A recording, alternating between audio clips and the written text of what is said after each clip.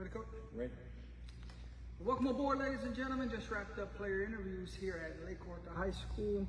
A technical difficulty, but we got through it. Phenomenal group I just got to talk to, and it seems like it's business going into 2025 for those guys.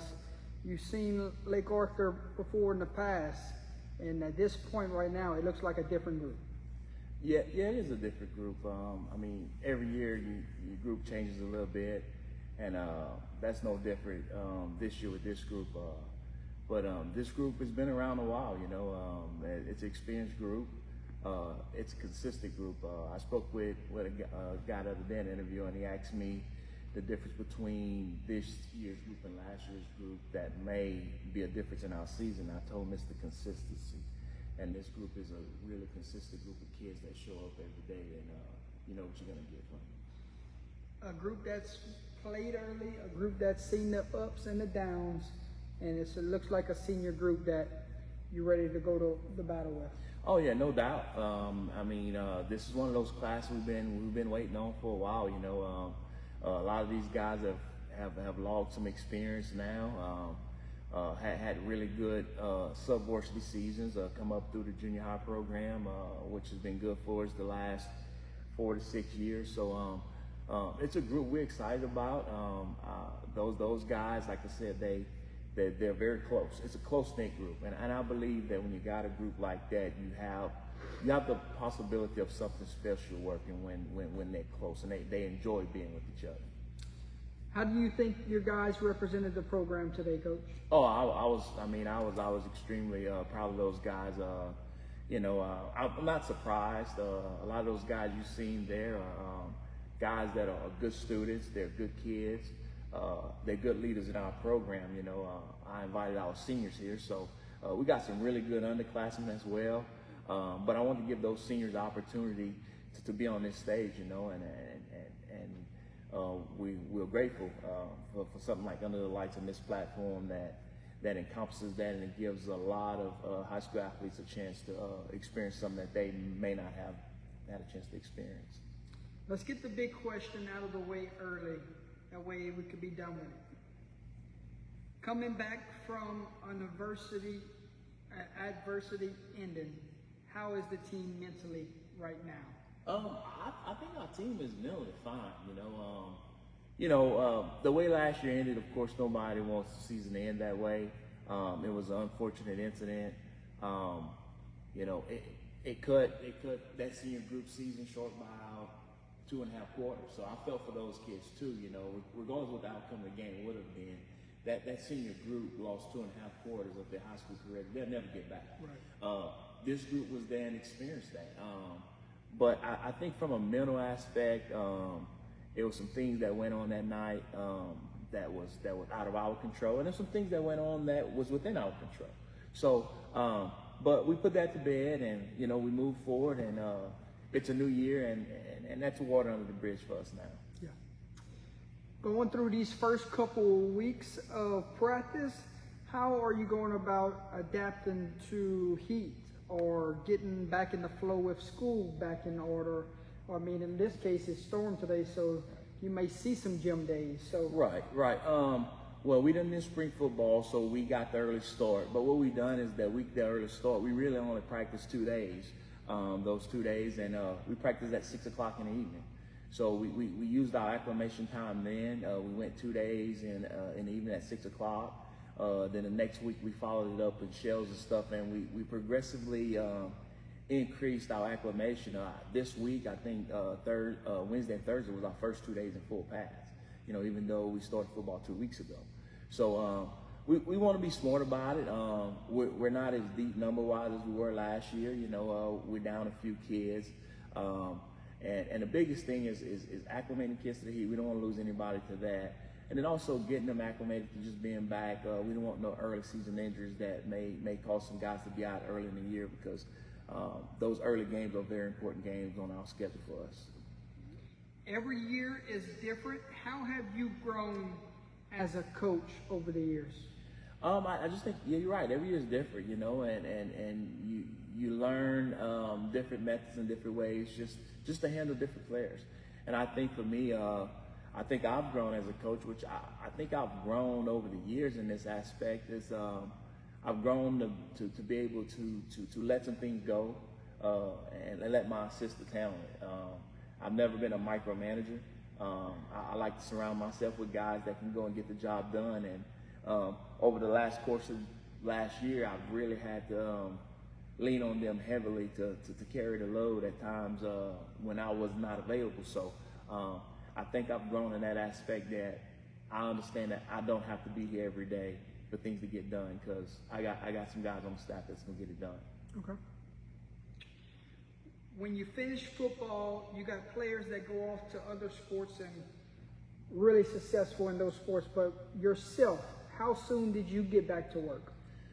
Normally it doesn't take me long. Of course, after the way the season ended, it was a lot of going back and watching that portion of the game and that playoff game.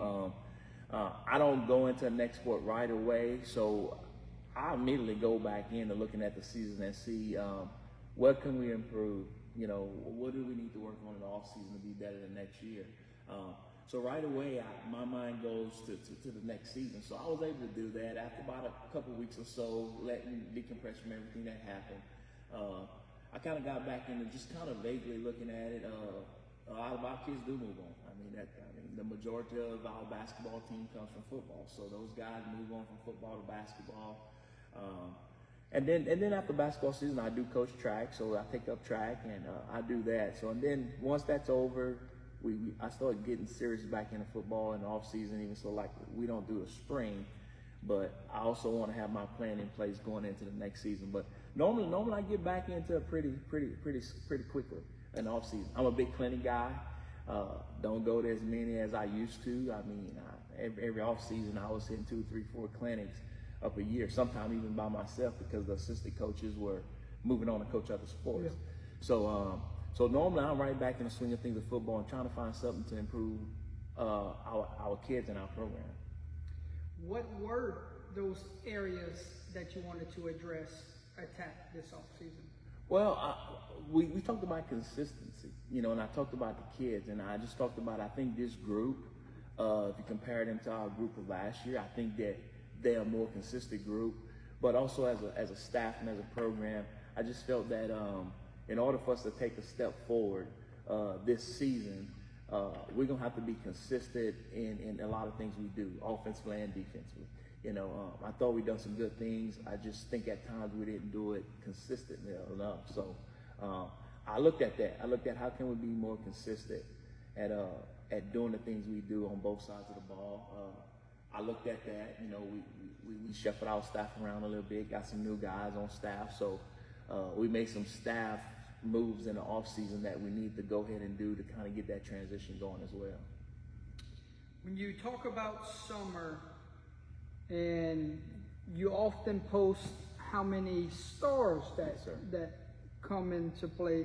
Talk to me about that. Also, your biggest emphasis this summer. Yeah, and it's hanging right up there in the hallway. It's still there from the summer. I started that many years ago when I was over at Benton, and it was our way not only to track attendance, but also to put a sense of accountability on the player. That way they see it and their teammates see it. And it became a thing that I just continued doing when I got here. And yeah, we use our store chart. We track attendance. It's for motivation. It's for accountability. It's for a lot of different things. But yeah, that's a big thing in our program. And I think it's useful, it's helpful because like I said, the kids come in every day. When they leave every day, they can look at that chart and see who's making summer workouts and who's not. And fortunately enough for us, that chart, I mean, if you've seen it before, it gets filled up pretty good with stars because our kids do a good job of getting here during the summer. Your biggest emphasis this summer, what was it? Just getting our kids physically stronger, getting them in shape, trying to make sure everybody was on the same page because we know coming in that we had for us a fairly big senior class. I mean, we lost 12 seniors last year, 12 guys that have been in the program for 4 years, you know, some size and some experience. So we know that we're gonna have to replace some guys. So in the summer, we started that, not only getting them physically ready to play, but also trying to get them mentally ready to play, because we're gonna have some guys that's gonna have to step in some roles this year. The attendance was there. Did this group win this summer? Oh, definitely. We got a good group of kids, man. They talk about working hard every day, and they do. When they show up, they show up to work. We don't do a whole bunch of playing around. When we here, the weight rooms, it's a place to work. We out on the track conditioning. We're not gonna keep them here all day, but we're gonna make sure that I believe in quality over quantity. So I don't have to keep them here 3 hours to get what we need to get in. We were extremely blessed the last 2 years by having the guy that run our program that really jump-started it again for us. He moved on, but it built a base for the kids, and then with the guys that took over the weight room this summer and stuff, we just took it and ran with it. So I definitely feel that we won the summer. Like I said, you look at that chart, it's probably 20 plus guys that had perfect attendance. If you add the basketball guys who, even though they missed the workout that day, if they were at a summer basketball camp or if they were on the road playing basketball, we gave them credit for that. We might be 30 plus guys with perfect attendance. And then very few guys missed more than 3 or 4 days in the summer. So I definitely think the summer was a win for us. With the big senior class that exited a year ago, comparing where you are right now, where are we? Are we ahead of schedule, right on track? I think we're right where we need to be honest with you. I don't think we're ahead of schedule. I think we're right on track. I think these guys, they understood what's expected of them coming in. They have some experience, so it's a long season, so being right where I think we need to be on track at this point going into scrimmage week is right where we want to be. Your biggest question mark going into the 2025 season? I guess the biggest question mark as a program for us would be on the offensive line. In that class, we lost 3 out of the 5 starters. We finally got to the point where we had some size for a 2A school our size. So we lost that. So losing some size and losing some experience, I think that's the biggest question mark, because I think our skill guys are going to be able to, most people that we compete with, our skill guys are going to be able to get out there and hold their own week in and week out. You had a Tiger football youth camp this year. Talk to me about how that went.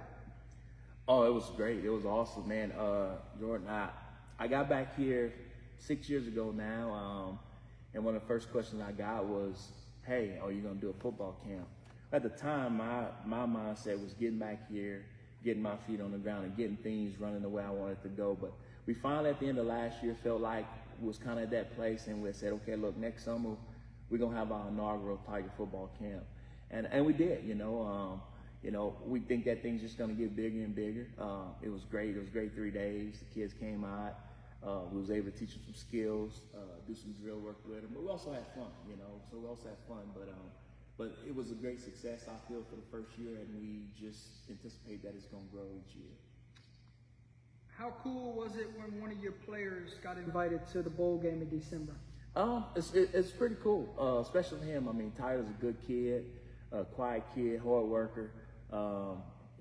He's a gym rat, especially a weight room guy. Was one of our guys in powerlifting this year that had a really good powerlifting season. And we expect big things from him out on the football field this year. So to get that invite, it gives him an opportunity to get on that stage and play with some high caliber high school athletes and kind of show the potential that he has. Upcoming scrimmage and jamboree, what do you want to see, and also opponents? So yes, so we enter scrimmage week. We're going to scrimmage Friday 22nd at Crowley High with Crowley and Church Point. This will be year 2. Okay. We hosted it last year, which I think is a great scrimmage for us. It's 2 3A football teams. Church Point has a really very good tradition. Crowley's always going to have some athletes. So it's a great test for our guys, to start the season competing against some schools that's a little bit larger than us. My idea is I just want to see us be able to go out there and execute on both sides of the ball, offense and defensively. Our schemes. The biggest thing is to come out healthy. You know, right now our biggest thing is that we're not that deep depth-wise, so any injury to any key player is going to be a big injury for us. So I want to see us just kind of execute our offense and our defensive schemes, try to come out of that scrimmage healthy, and then move on to Jamboree Week. And Jamboree will be the 29th. We will Jamboree at Welsh against Grand Lake, which is going to be a great Jamboree opponent. I know Coach Wayne Wright been on a long time. Does a really good job at Grand Lake. And, you know, even when it appears that they're down, man, they find a way to just put a good product out on the field. So we're going to get a good test early on in both of those preseason contests. And I think it's big for us because, like I said, early in the year, it's going to prepare us to play the games that we need to win. Your thoughts on your schedule, knowing how important your non-district slate is with a loaded district? It's very important, and that's the deal, man. I feel like we got to win every non-district game. You know, last year we won them all with the exception of the Quincy, and we were 26 seed. You know, I mean, you get it. You get in that district schedule. You know, if you ask me personally, I believe the district that we play in, you could take any of those teams out of our district and put them in any other district in 2A, and they probably have a realistic chance of being the district champion in that district. That's just how tough the district is. It is what it is. Yeah. So we know what we have down the line when we get in the district. So our non-district slate is very important. You know, we opened up with a very, very tradition-rich Basile team. You know, I love that game.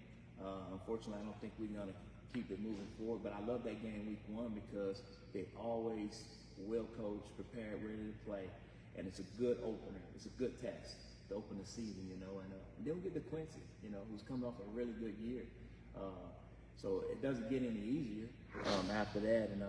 And in that stretch, we're gonna have Rose Pine, and we're gonna make a trip up to Monroe, a return trip to Richwood, who came down to our place last year, who's a 3A school that's loaded with athletes. So it's not an easy non-district slate, but it's one I feel like we can be very competitive in again. And the goal is to try to win all those games and then get in the district and try to make a little noise. I mean, it's a tough district.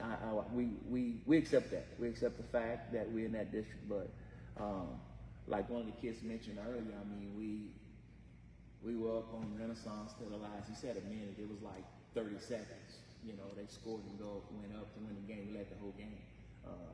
Which they're going to be 10 times better this year, you know. I mean, so none of those games are going to be easy. Talk to me about your feeder program that has guys that step in ready to contribute. Your JV went 6-0 a year ago. Junior high has those guys ready to come in out the gate and compete for starting spots or even contribute at some point. Well, yeah, man, I got to contribute to our rec league. This group of seniors that's coming through now, they got some really good coaching down in the rec league. I mean, people don't understand how big it is to have a solid rec football league, because I believe it's a training ground. I got here and they asked me about offense and defense, if I wanted those kids running our system. And at the time, my deal was the system wasn't that important at the time. What I needed from them is to send us some kids when they get to junior high that's fundamentally ready to play. Yeah. If they're fundamentally ready to play, you have saved us a whole year of getting that part of it.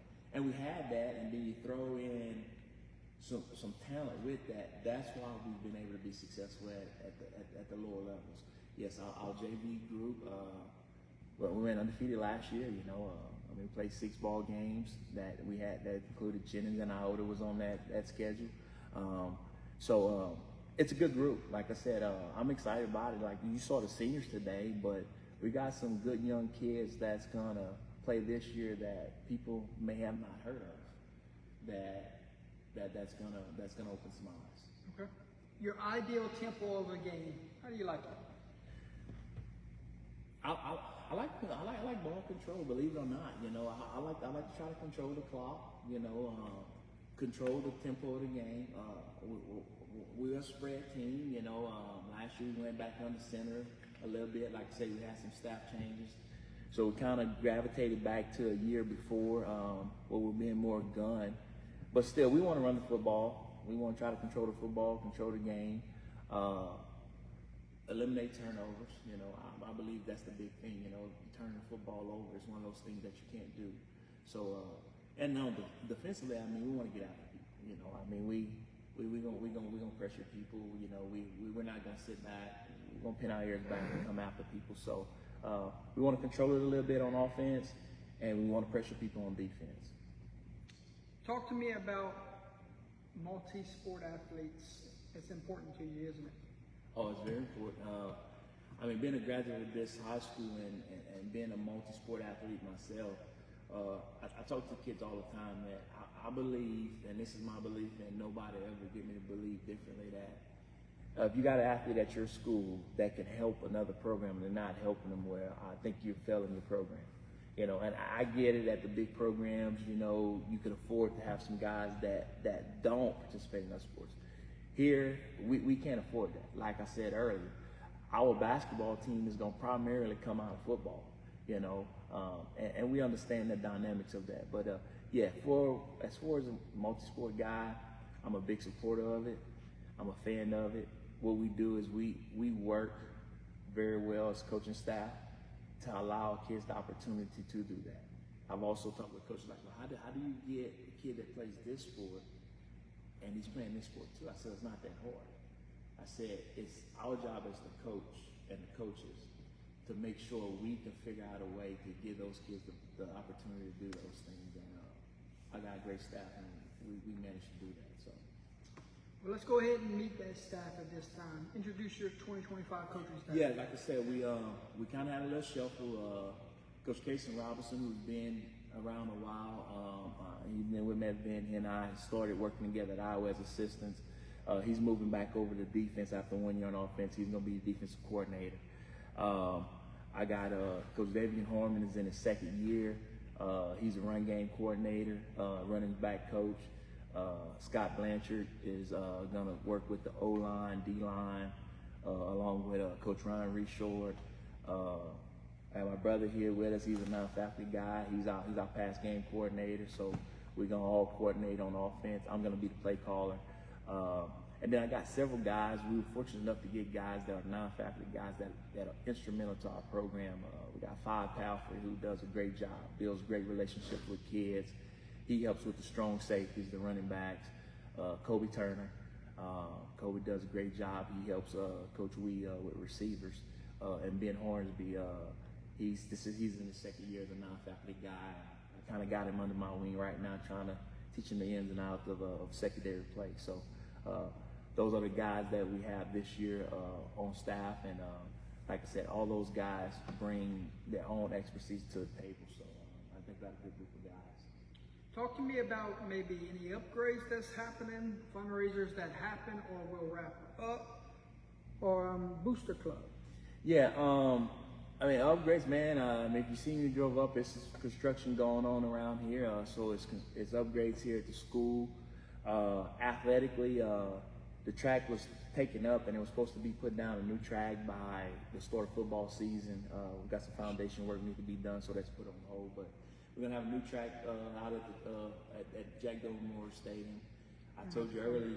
From streaming track meet. Yeah, well, I told you earlier the press box going to go in, but it's not going to be till January. It won't be this football season, so we'll get an upgrade there. And there's some big upgrades planned for here at Nookie Moore Gymnasium. Those coming up too. So we got a lot of things going on athletic and the weight room. We got a weight room upgrade renovation in the works too. Fundraising, we got a big fundraiser. It's our first one. It's our inaugural athletic kickoff.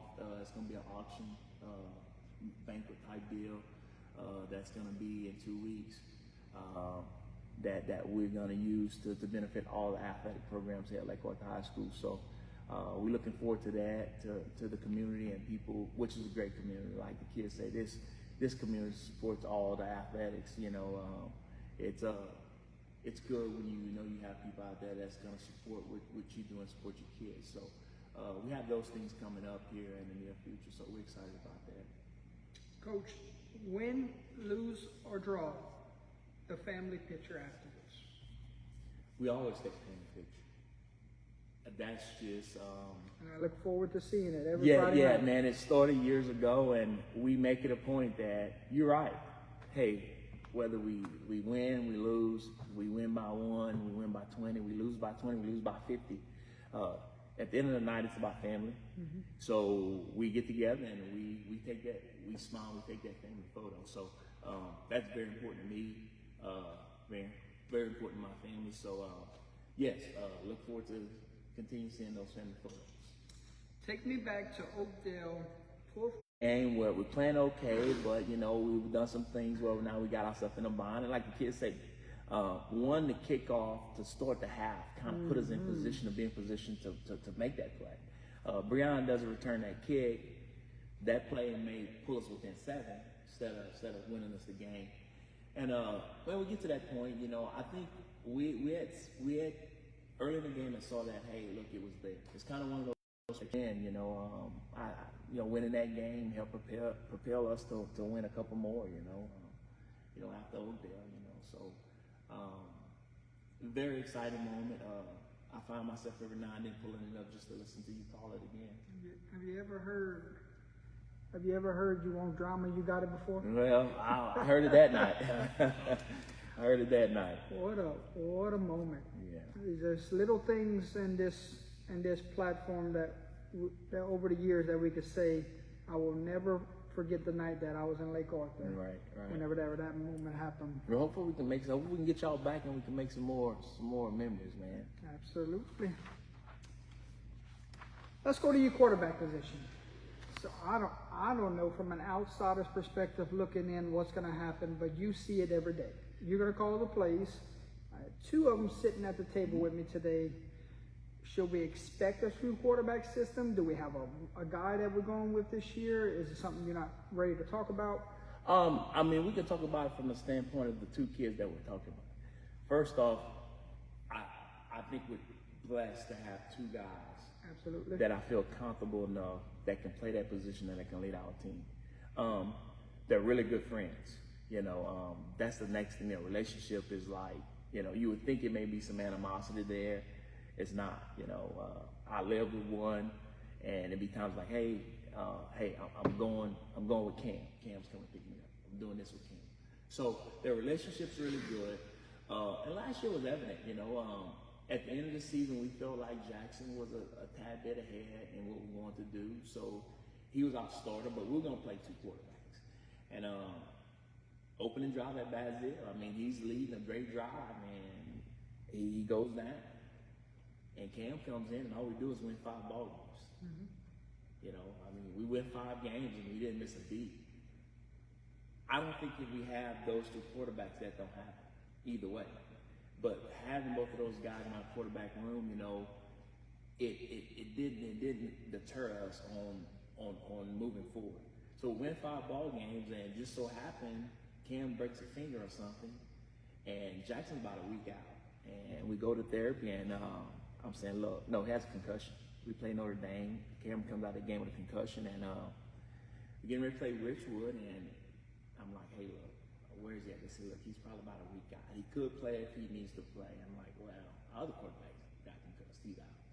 So Jackson comes back about a week early, and all he does is lead us to a win over Richwood, 3A high school.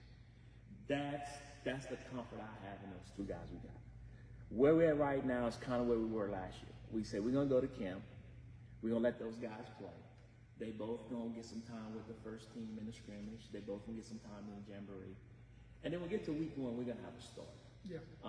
The only thing I feel like last year is that neither guy really had a chance to get comfortable and settle into a game, because if you were rotating every series.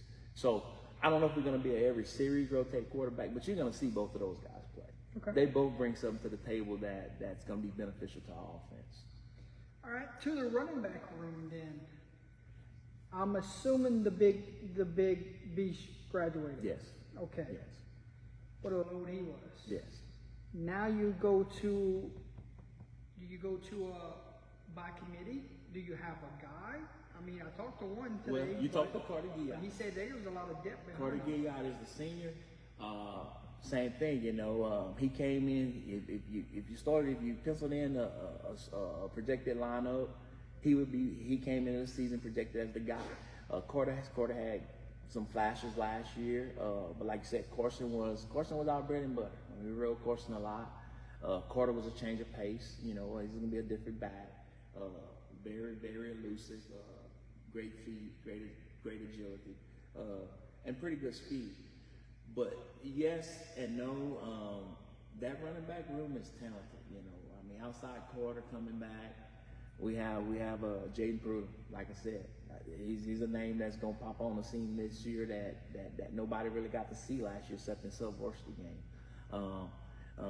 Speed back. He's a home run guy. He will give us a guy that now if he busts, he can take it 60, 70 yards. Tyler Campbell, a sophomore. Another physical style. He's not as big as Carson yet. He's a young kid, but his style of running is similar. You know, he's more physical, has decent speed, but he's gonna get those tough yards for you. And then we got a couple other guys working back there as well. So we're about 4 or 5 deep in the backfield. But primarily you're gonna see Carter Guillot and you're gonna see Jaden Pruden early on, along with Tyler Campbell probably get most of the carries. But that is a deep position, so we're excited about that. That we're gonna have more than one guy to be able to carry the mail for us this year. The receiver room.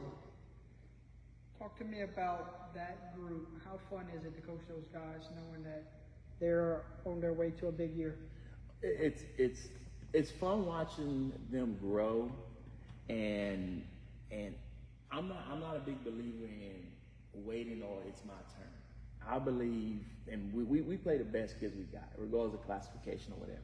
So I don't believe that, hey, I'm a freshman or a sophomore, and I got this junior or senior ahead of me, but I'm just waiting my turn. But unfortunately, Xavier was riding behind the Kenyon Bowes and the Ray Levi, and kind of waiting his turn. Well, last year he had a breakout year. He became our one guy, and had a great year.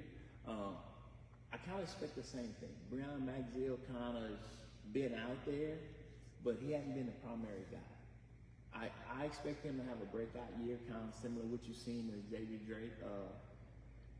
He really, when he moved here, like I say, he wasn't a football player. He moved here, didn't play football, was a basketball guy.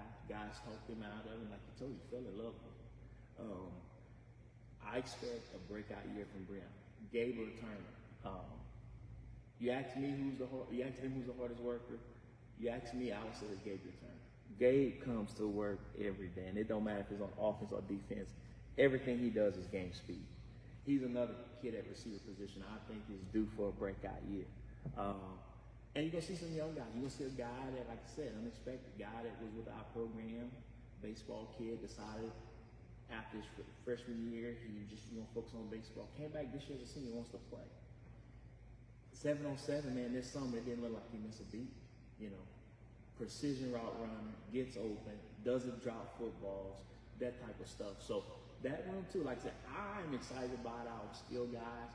Like I said, if we could find a good solid group up front, I think from the quarterback to the running backs to the receivers, I think all those guys are going to produce big years for us. Offensive line, the off season, knowing you had some guys to replace, what was it more? Was it more we need to get bigger in the weight room, or was it more mental wise? Was it more technique, footwork, hand placement?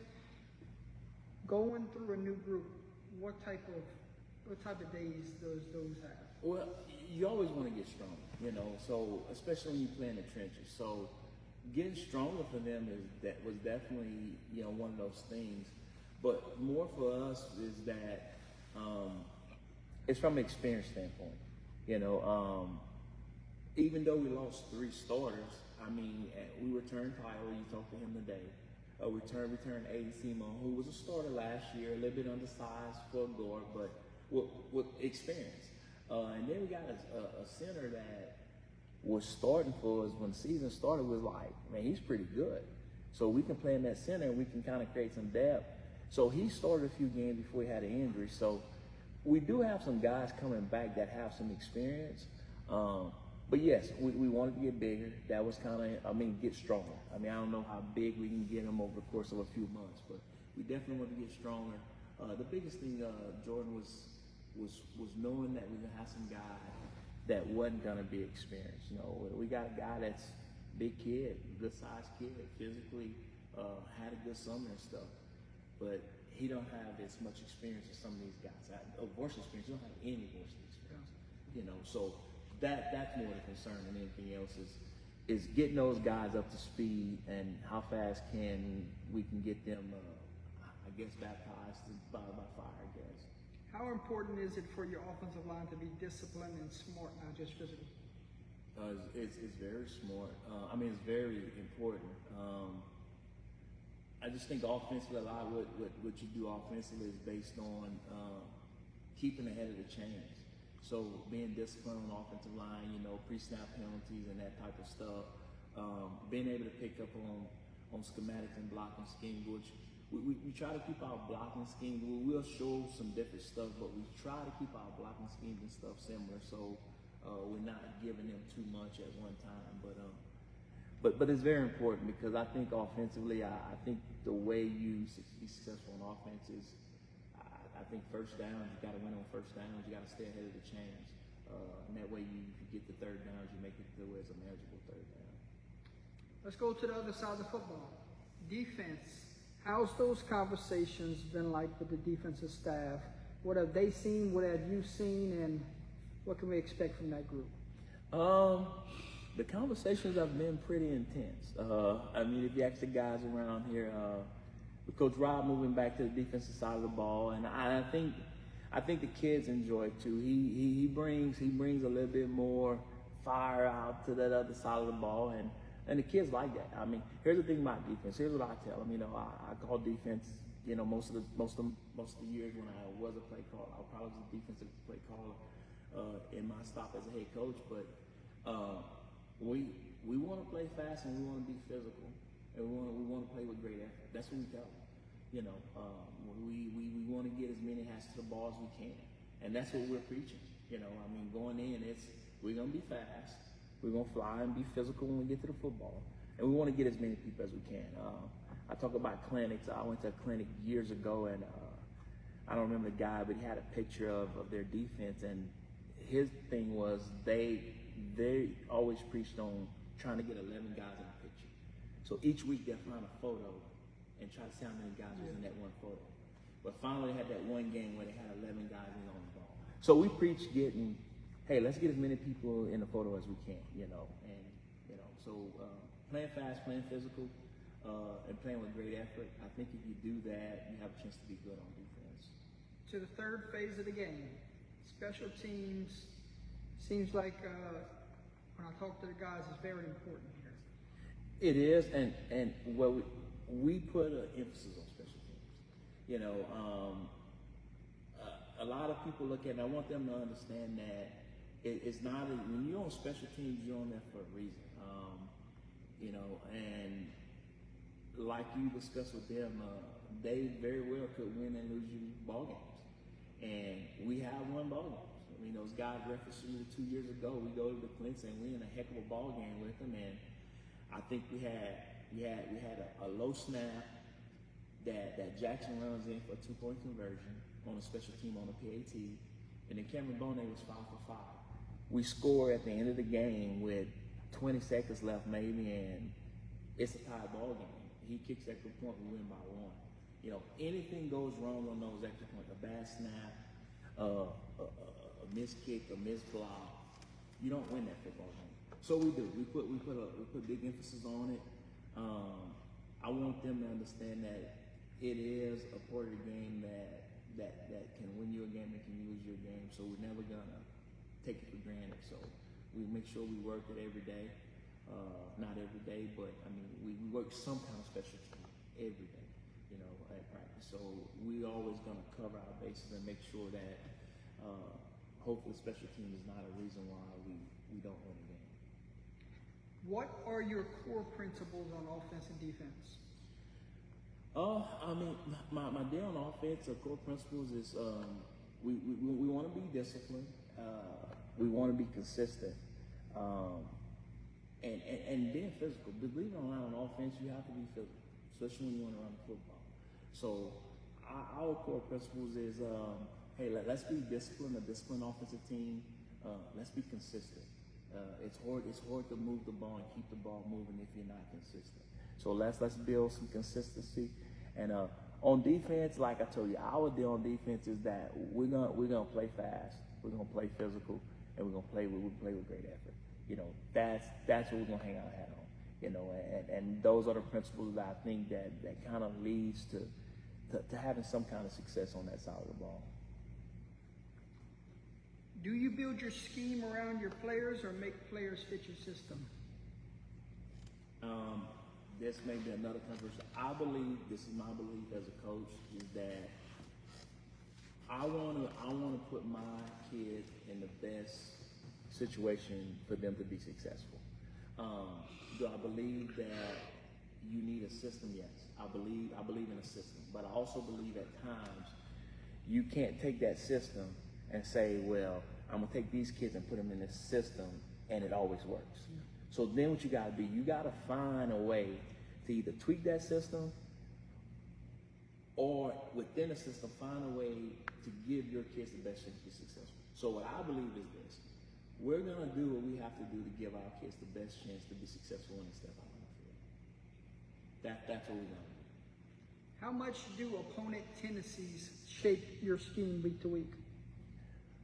It doesn't shape it, but it does affect it. I mean, we like to go in, and of course, depending on what that opponent's run and say offensively, you know, it may affect some of our defensive alignment. You know, I had people say that before. I mean, I thought y'all 4-2-5. Yeah, we base 4-2-5, but if we're playing an opponent and through tendencies, we scout up and say, okay, well, we need to show a 5-man look this week, or we may need a diamond defense where we're gonna hybrid into whatever, like I just said before, we're gonna hybrid into whatever we need to do to give our kids the best chance to be successful. So tendencies is big for us because we use those tendencies to base off what we need to do that week to put our kids in a situation where they can have some success. How do you evaluate whether to stick with the run when it's not producing early? I think you have to stick. I think if you can run the football in 2A high school football, you have a chance to be successful. So with that being said, I don't think you abandon the run. I think early in the game, if you're trying to run the football and you're not having success, I don't think you just totally abandon the run. I think you eventually come back to it because like I said, running the football in any level, really. I mean, if you watch football, you know, you watch teams that can success, even teams that throw the ball, the ones that can successfully run the football, it increases their chance greatly at running football games. So you have to be able to run the football. So I don't believe in abandoning the run game at all. You know, I believe that at some point you got to find a way to be productive in the run game because I think that if you can have success running the football, it's going to increase your chances of having success on winning that game. How often do you use motion, and what does it help you diagnose? We wasn't a big motion team over the last couple of years, but here, I mean, recently we incorporated a lot of motion because I think it does two things. One, it helps you diagnose whether somebody's in man or zone coverage on the back end, depending on how they adjust the motion. And the biggest thing I think at our level, what motion does, it changes the eye level of the defenders. You know, so you get guys going in motion. Now you change the eyes of the defenders and stuff, and now you can use a lot of misdirection type stuff. But motion hadn't been a big part of our offense, but it will be this year. Normally we come out, we line up, we're in our formation, hey, we run. But I think motion is important, so that we have when to incorporate some motion.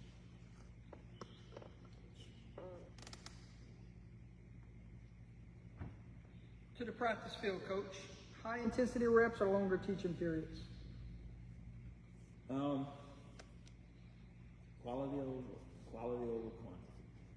But I think you have to have both.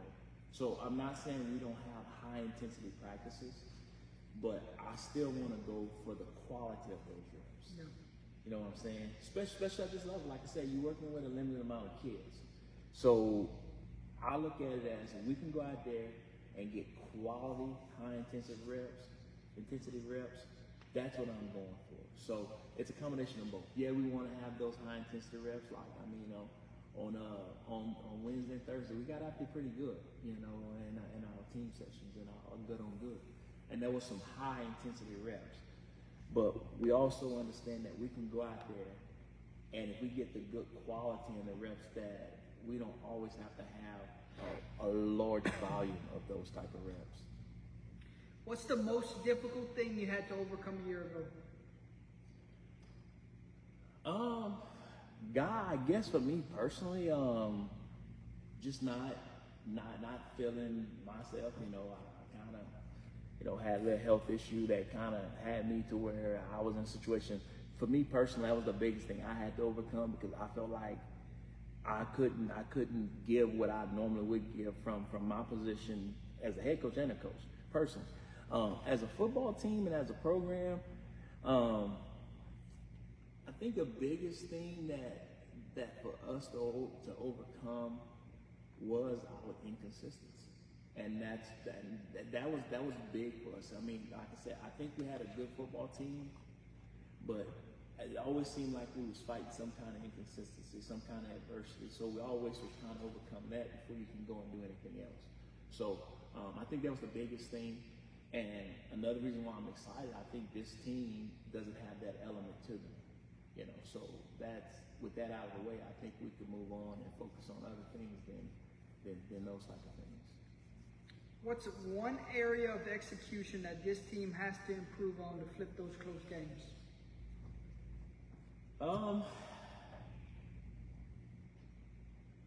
I guess self-inflicted type plays. I feel like times when we in those games that was close, we had opportunities to maybe steal that game, and we done something to kind of put ourselves in a bad situation that allowed things to transpire later in the game that did. So I think keeping ourselves out of those situations is kind of what we're gonna have to do in order to win those games. We didn't have, like I said, the Renaissance game was really the game that down at the end, I think from an execution standpoint, we could execute a little bit better, and we might have held on to win that one. But other than that, just those inconsistencies, we got to get away from that. How do you measure success outside of just what a scoreboard says? Man, success can come in all different kind of forms. It's not always about wins and losses. I told the kids the other day, we talked, and I had a kid I coached 12 years ago at 12:30. My phone dings, I look, and it's him in Messenger, and it was one of the kids the last kid I would have expected it from, and it was just him saying, "Hey, coach, I just want to tell you I appreciate you. Man, it was great having you as my coach," stuff like that.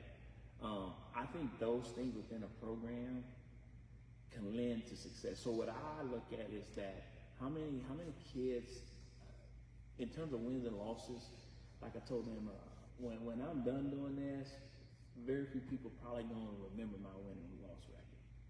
And what I want them to do is be able to say how many kids that I was able to impact their lives, for the positive, So I think success is different, I don't think it's always measured on the scoreboard. It's taking that kid that probably that when he walked in the program, you never thought that kid would step out there and play, and you was able to coach him up and build a relationship with him to where he was a productive player in your program. I think that's a form of success, as a high school coach. Do you celebrate small wins to keep morale and focus high?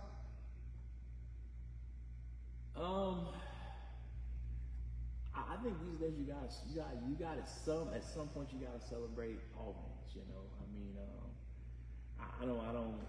I'm not big into moral victories or anything like that. You know, but I think within the program, when you have these wins that you call small wins, I think you have to acknowledge them and use them as kind of building blocks. So it's not nothing that we just ran and rave about, but I think you use them as building blocks to kind of get to where you want to be. Why is body language so important on a Friday night? It tells everything. We talk to our kids all the time, you know, in all sports. I tell them, I said, you know, the first thing that speaks louder than anything else is your body language. You know, that's gonna say everything that needs to be said. So really no worse than so body language is very important. You know, and we try to tell our kids that. We try to tell them, you know, I mean, you gotta understand that your body is gonna tell a lot about what's about to happen or about what type of person you are, you know. It's a very important thing. Describe an unsung hero and who could take on that role this year. Oh man,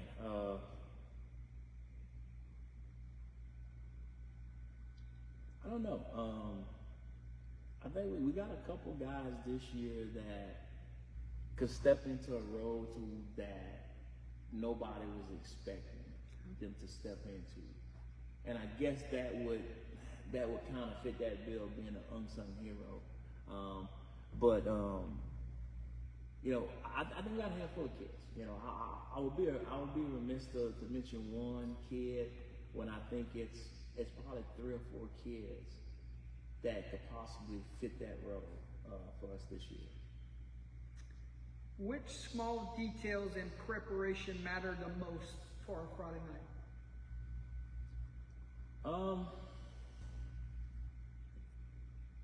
You know, on a Friday night, there's a lot of details that go into a lot of things. I think the one that matters most that people overlook is the preparation of the players. You know, have they been prepared properly to give them an opportunity to be successful? You know, people may not look at that detail, but I think that's a detail that is really not a small detail. So we never want to overlook of making sure that we're giving our kids the best chance to be successful. Talk to me about peaking too early and playing your best ball late.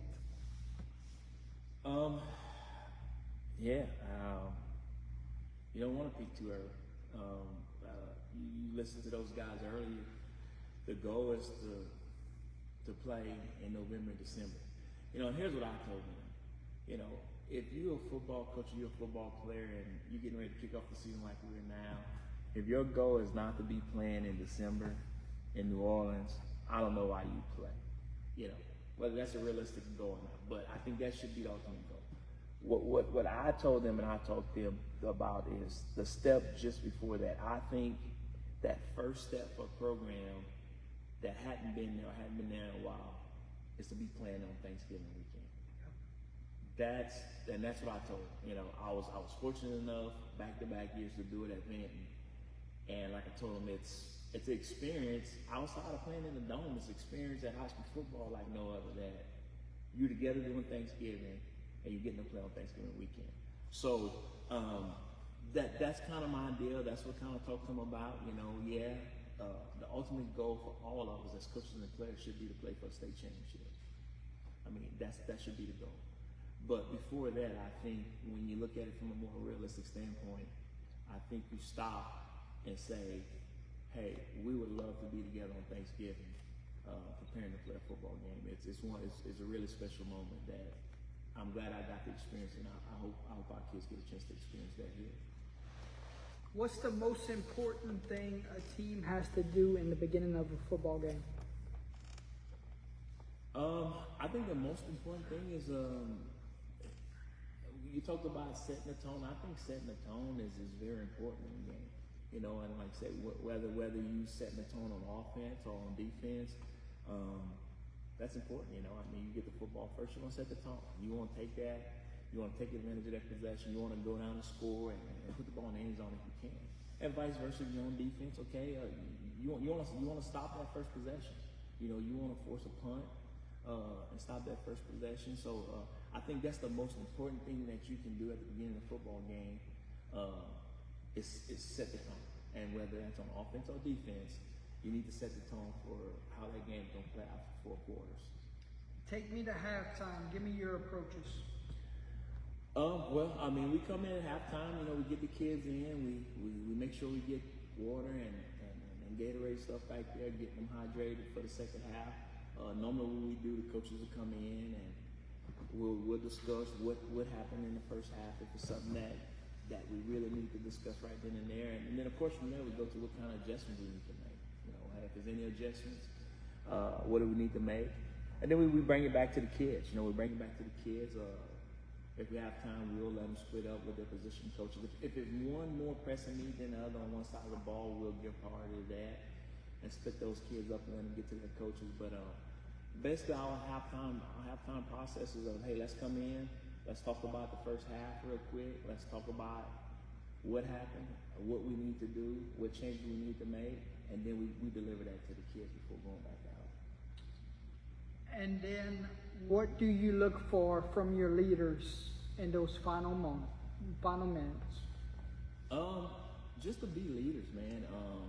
You know, I think you guys that you're the leader of the team, at the end, I mean, you ought to live to have that ball in your hands or to be out there trying to get that stop.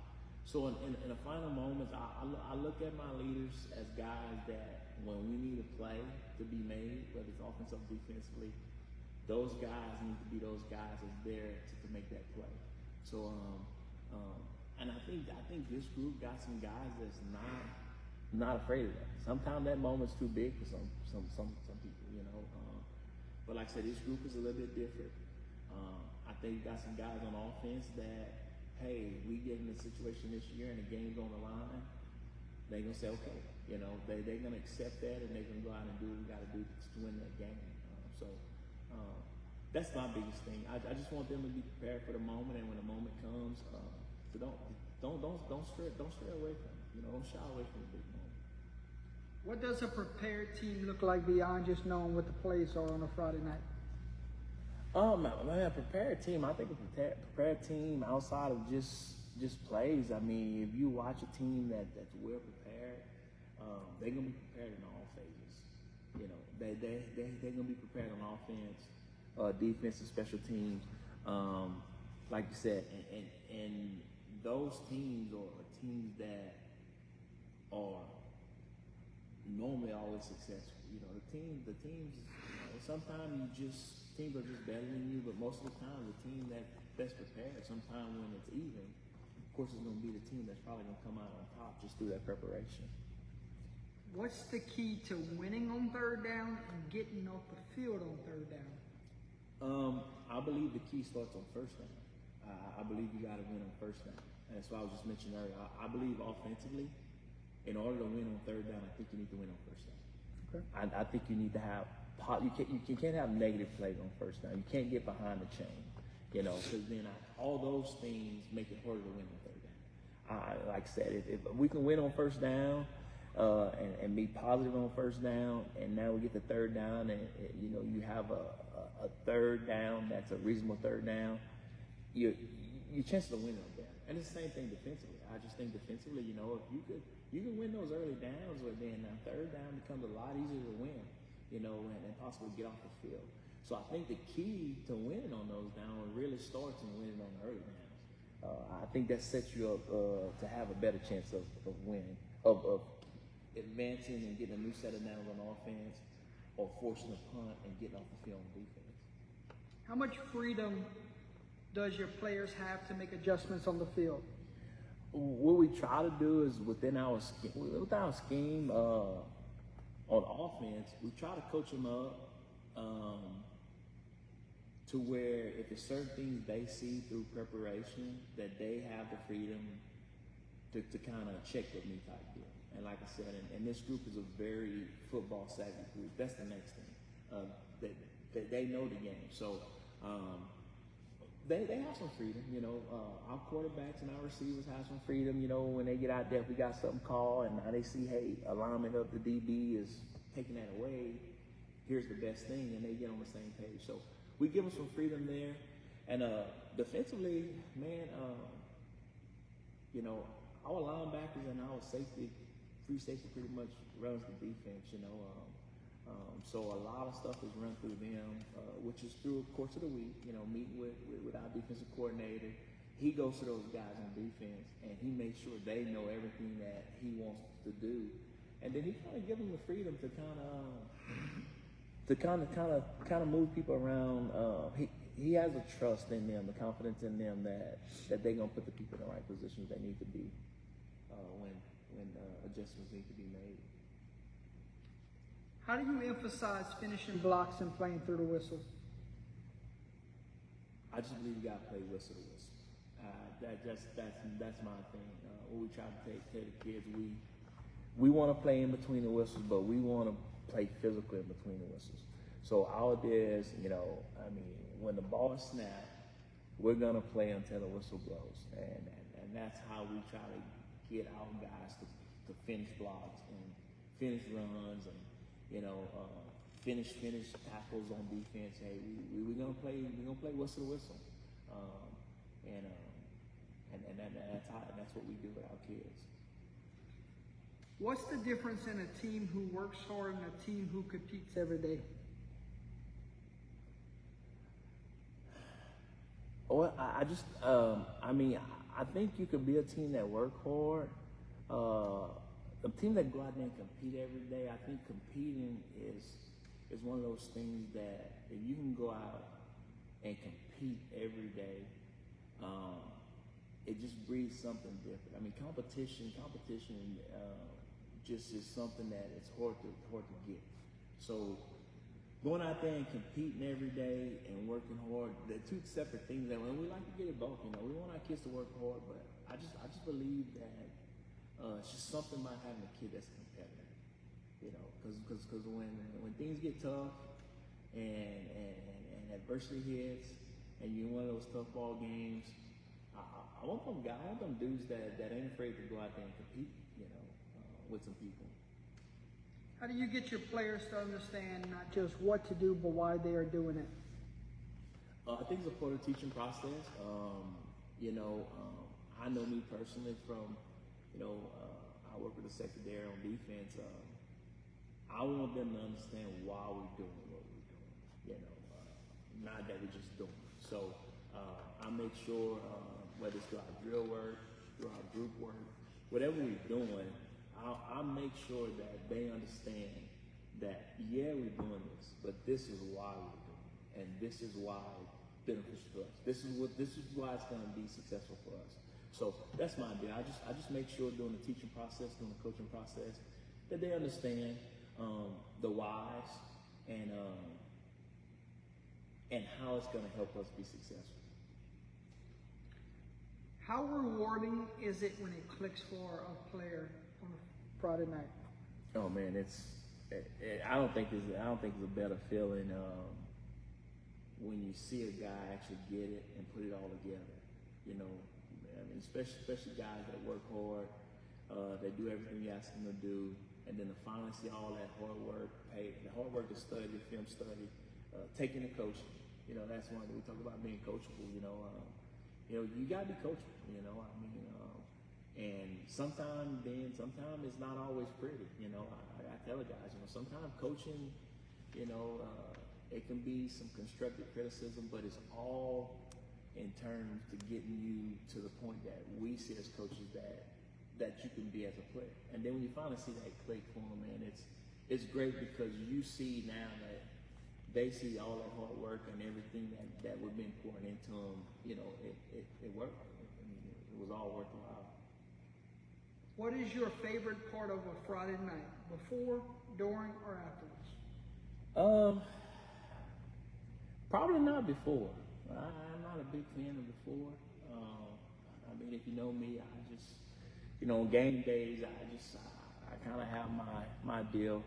I just think it's the game itself, because I think when you put in all that work all week, and then I know as a player, that was kind of the deal. I mean, putting in the work is one thing, but then you get to go out there on that Friday or that Saturday night or whatever night that you playing, and the game itself. So I think the most rewarding thing at the end of the week, between before, during, or after the game, is actually the game itself.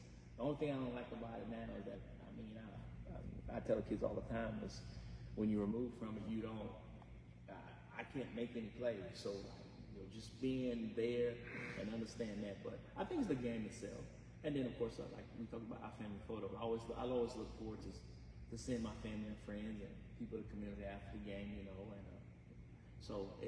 But during the game, I think during the game is kind of my favorite time to see the kids get out there and put into action everything they worked on throughout the course of the week.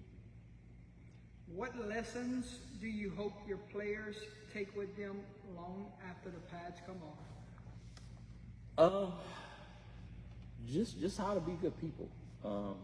We talk all the time, and we talked earlier about wins and losses. And what I try to tell them is that also a part of our job is to grow them as young men. So when they're done and they leave and they're out in the real world, we want to see success stories. We want to help teach them and grow them on how to be successful young men, be successful husbands, brothers, and uncles, and all that type of stuff. So a big thing in our program is that, yeah, we want to win football games. It's important. Don't get me wrong, Jordan. I mean, I don't want to sound like win is not important. I mean, win is important, and I'm a competitor. I like to win, But in the end, when it's all said and done, I feel like I won if I help produce a productive young man that's going out there and doing things right, taking care of his family. And when they come back and say, hey, coach, I just got promoted to this in the Marines or whatever, that's a win for me, So that's kind of there. We want to grow them as people. I think it's part of our responsibility. I feel as a coach, if I don't try to help right now, give them some tools through the game of football to help grow them as young men and as people, I feel like I failed them. So I want to make sure I help give them some of those things too when they leave. Who helped shape your own leadership where it allows you to pour into these kids today? Oh man, I have family that was important to me that kind of instilled some of those qualities. Of course, I've had coaches. I think my high school coach played a big part in that. When I was in school, it was some instances where, now looking back as a man, I realized that some of the things and the decisions he made was directly an influence on how I wanted to be when dealing with kids. But so it's a combination of things, man. Family, coaches. I had a lot of people in my life that somewhere along the line helped me become the person I am to be able to try to help the kids in a way that I envision I should. What's the most powerful faith moment you've ever experienced coaching high school football? Oh man, most powerful faith moment coaching high school football.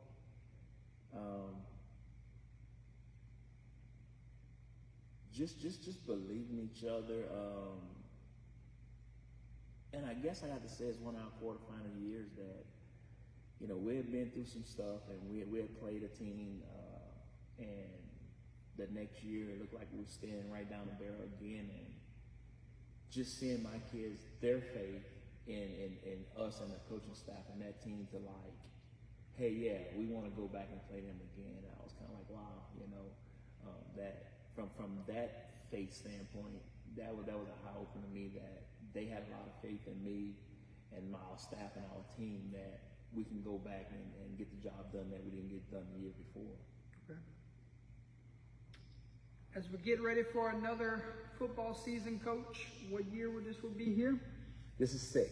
Year 6. Yes, sir. What are you most excited for going into year 6, and what are you most proud of from this year's group so far?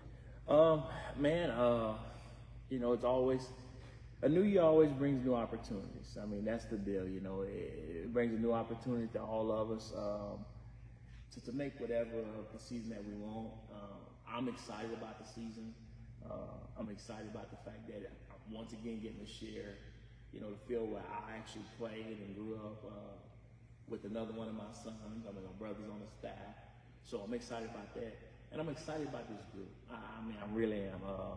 You know, you never know how it's gonna turn out, but I think we have high expectations. I think the group knows that. I think they have high expectations, but I'm excited about that. So I'm excited to get started and go on this journey with this football team. What is the message to the alumni, to the community, as we get ready for another season? Hey, keep doing what you're doing. Like I said, it's been great being back at home. Like I said, Tiger Nation is a very proud group of people. You know, they come out and they support not only football but athletics in general. So, hey,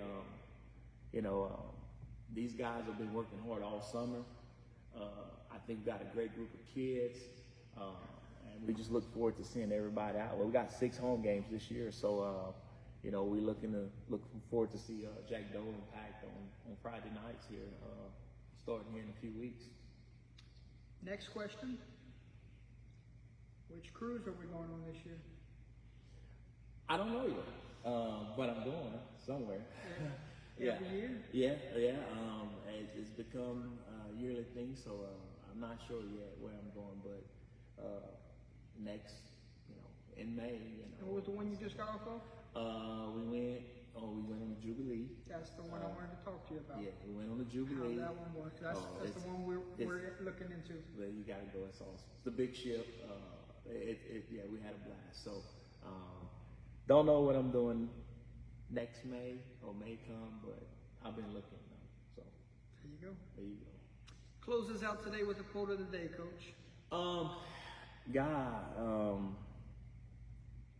I guess my favorite for this time of the year is one we had on the back of the shirt one year, and I don't know why I saw that, so I can't give credit for whoever the quote come from, but it was a quote that said, "It's too late to sharpen your sword once the battle drum beats."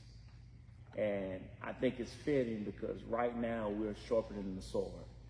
And you have to have that sword sharpened, because I mean, once the season starts and that battle drum starts beating, it's too late. So, that's one of my favorites right now this time of the year. Just thinking about preparation going into the scrimmage jamboree and kicking off 2025 is that, I want our kids to know that it's too late to sharpen that sword once that battle drum starts beating. Final words, Coach, as we close this one out today. Oh man, I just want to just thank you for the opportunity, like saying, and thank y'all for the platform. That, man, you guys do a really good job just covering high school football in this area. Like I said, it's refreshing to be able to hear about a wide variety of schools and teams and communities and stuff like that. I just want to say thank you for coming out. I know we probably a month out from when we were originally scheduled, but like I said, I always want to make it happen, and y'all always welcome here. I know you kind of joke with the kids, but I'm serious. Hey, when you ready, you let me know, and we'll get y'all back here for another game. It would be great if we can do week 9 on Halloween night. It's bound to be a great atmosphere. That's the one the crews talked about. So, well, like I said, you let me know, and hey, we all on board. But I appreciate it. I appreciate what y'all do, man. I really do. I do a great job.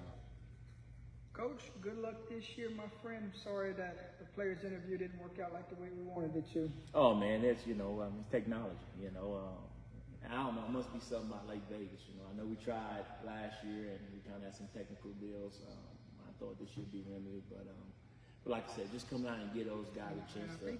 We'll appreciate it. And we can let us know, but I don't think we've had any problems with this one. Yeah, all good. Yeah. Okay. Yeah. So we can't control that. Well, we're batting 500. That's it. That's it. Coach, I guess I'll see you in the fall, right? Yes, sir. Good luck Look in the forward to it. scrimmages. Appreciate it, man. Jamboree, get out Always. healthy. Yes, that's the deal, man. We're gonna go and we're gonna try to get better, and we'll try to get out of those things, and we'll get ready for week 1. Home opener, week 1, right here, Jack Dolan Jack Dolan Memorial Stadium. Memorial Stadium. You will want to be here, Lake Arthur, Basile, for probably the final time. Man, I would love to keep them. Hopefully we can keep them on our schedule moving forward next cycle, because like I said, I talked earlier, I think it's a great opener for us. So we'll see. Yeah, we're focused on 2025. That's it. That's it. Coach, we'll see you in the fall. Yes, Thank sir. you again. Yes, sir.